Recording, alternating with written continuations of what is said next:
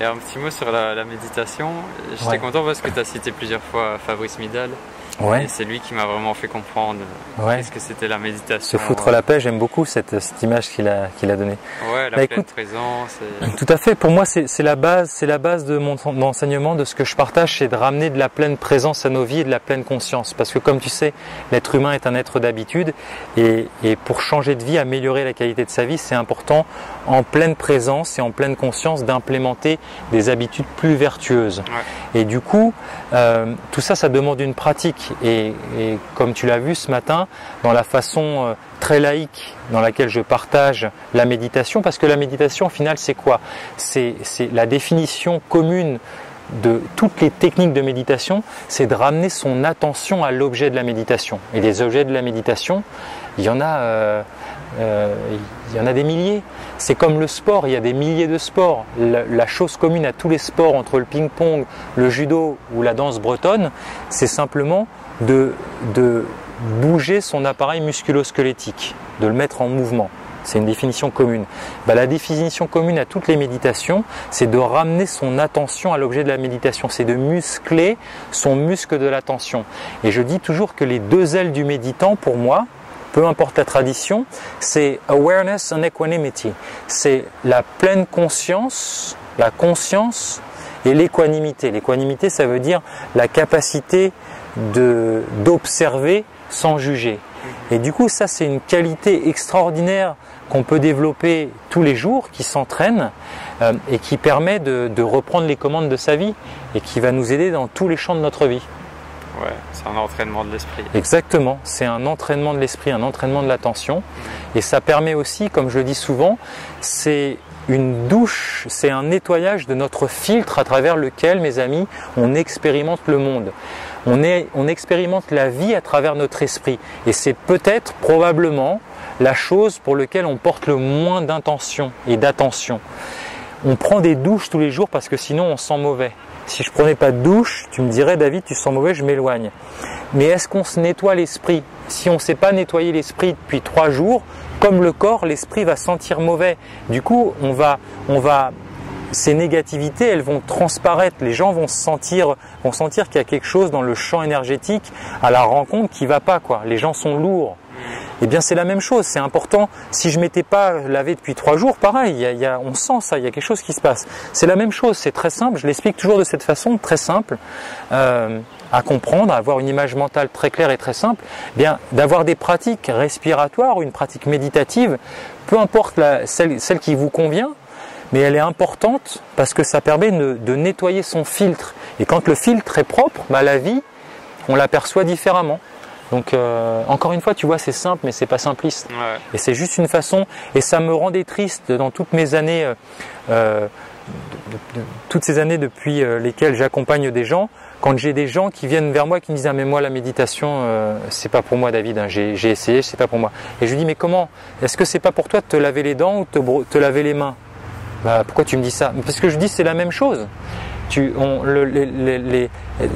n'y a pas besoin de juger sa méditation. Il n'y a pas de bonne et de mauvaise méditation. Ouais. Beaucoup de gens ont des attentes sur il faut que je ressente un bliss. Non, c'est faire un lavage des dents, c'est simplement un lavage de dents.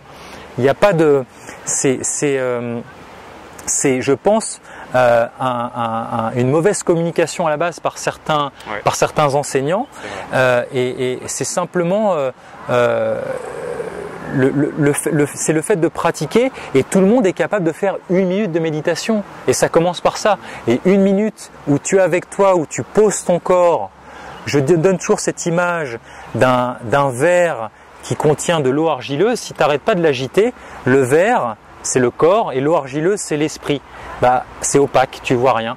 Puis à un moment tu décides de poser le verre, tu arrêtes de l'agiter et l'eau argileuse elle se stabilise et l'argile tombe au fond et l'esprit devient plus limpide, clairvoyant. Bien, c'est la même chose avec cette pratique. Et si au début c'est difficile parce que on n'est pas tibétain, on n'est pas né au Tibet, on n'est pas dans ce cadre-là, on n'a pas été formaté comme ça, eh bien Donc pour nous, c'est difficile d'apprendre on ne peut pas rester 12 heures par jour comme ça au début. Ça s'entraîne. Mais par contre, on peut tous commencer par 1 minute de méditation. Et progressivement, en voyant les bénéfices, eh bien, on a envie d'aller plus loin. Et je dis toujours, ce qui est important pour moi, c'est de dissocier le savoir de la connaissance. Le savoir, c'est que littéraire, c'est que livresque. La connaissance, c'est le savoir passé au fil de l'expérimentation. Quand tu t'es posé 1 minute avec toi-même et que tu sens que ça te fait du bien, bah, tu as envie de faire 1 minute 5, puis après 1 minute 10. Et progressivement, bah, tu développes tes capacités, tes compétences. Et c'est comme ça que ça marche, c'est comme ça que ça marche. Ça doit être vertueux. Ouais. Voilà. Moi, je le dis souvent dans mes vidéos, au début, je m'étais mis trop de pression. Je voulais méditer 40 minutes, 1 heure, et à la fin, je laissais tomber. Et là, je médite 10 minutes chaque matin. Super. Et comme tu dis, en fait, je le remarque dans mes relations humaines, par exemple, quand il arrive quelque chose de difficile ou qui ne me convient pas, j'ai beaucoup plus de recul et bien sûr. Je réagis. C'est fondamental. J'accueille mieux. C'est fondamental. On n'apprend pas à devenir un guerrier à la guerre. Ça s'entraîne. Les samouraïs, ils s'entraînaient au dojo. Donc c'est important, on n'apprend pas à méditer en plein divorce au tribunal, c'est pas possible. Une pratique assise, c'est fondamental pour pouvoir justement, pour en tirer les bénéfices et que ça infuse dans sa vie, dans des situations où on en a besoin. Et donc c'est essentiel. J'aime beaucoup la phrase de Dan Millman dans The Way of the Peaceful Warrior, c'est que tout se pratique dans la vie, tout se pratique. Manger, ça se pratique en conscience. Faire pipi, ça se pratique. Faire un câlin, ça se pratique. Prendre le métro, ça se pratique. Et du coup, la vie, elle prend une autre teinte, une autre saveur. On arrête d'être perdu dans le petit singe qui saute de branche en branche dans notre esprit, ce fameux défilement mental où ça va tellement vite qu'on pense à 150 trucs en même temps sans s'en rendre compte.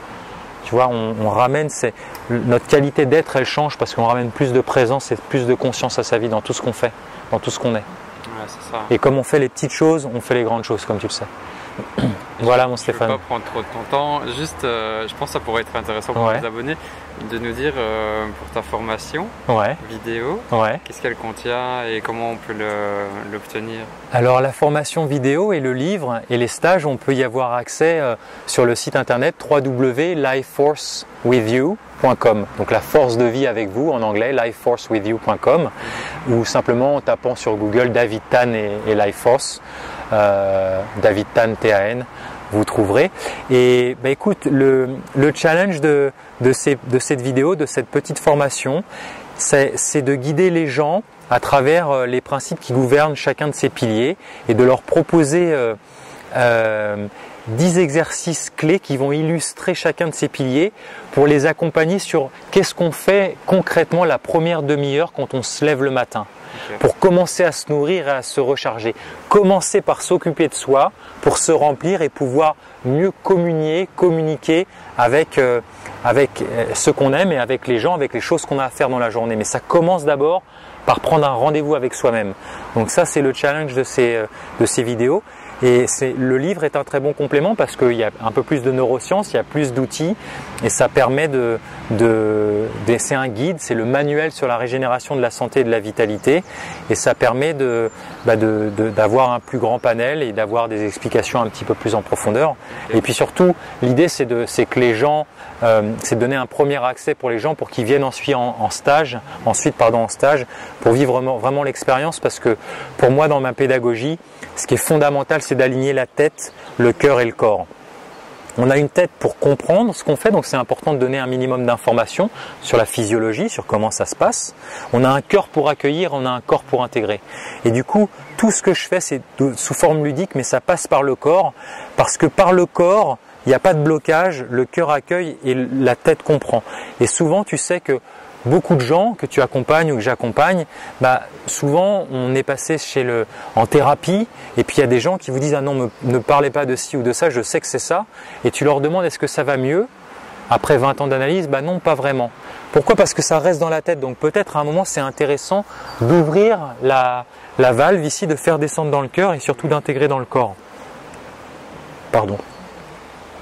Donc voilà, l'idée de ce projet Life Force, c'est vraiment de partager la raison d'être de ce projet au plus grand nombre, comment gérer son stress au quotidien pour pouvoir regagner simplement et naturellement sa pleine santé et sa pleine vitalité. Pourquoi? Parce qu'une fois que tu as ça, tu vas pouvoir aller à tes rêves de vie et à tes projets de vie. Et ça, c'est super important. Ça demande d'avoir cette fondation solide.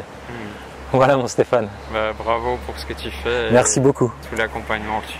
Merci beaucoup. Pour l'humanité, je pense qu'on a besoin de ça. Je pense que les gens en ont besoin et c'est vraiment devenu une raison d'être pour moi. Ça donne vraiment sens à ma vie et valeur à mes actes. Et je vais te laisser clôturer la vidéo. Ouais. Si tu as un message vraiment qui te tient à cœur, que tu as envie de partager ici, maintenant. Je pense que ce qui me vient, ce qui me monte là naturellement, c'est marquer un rendez-vous avec vous-même tous les jours. Marquez-le sur votre emploi du temps. C'est vraiment important. On passe notre vie à avoir des emplois du temps, des Google Calendar, où on marque nos rendez-vous avec les autres. Et nous, à la fin de journée, s'il nous reste un peu de vitalité, on fait un truc pour nous. Et souvent, beaucoup de gens, ça finit devant la télé. Marquez un rendez-vous avec vous-même, mes amis. Tous les jours, marquez un rendez-vous avec vous-même. Voilà. À très bientôt. Partagez l'amour et à bientôt. Merci. Ciao Thomas. Merci David.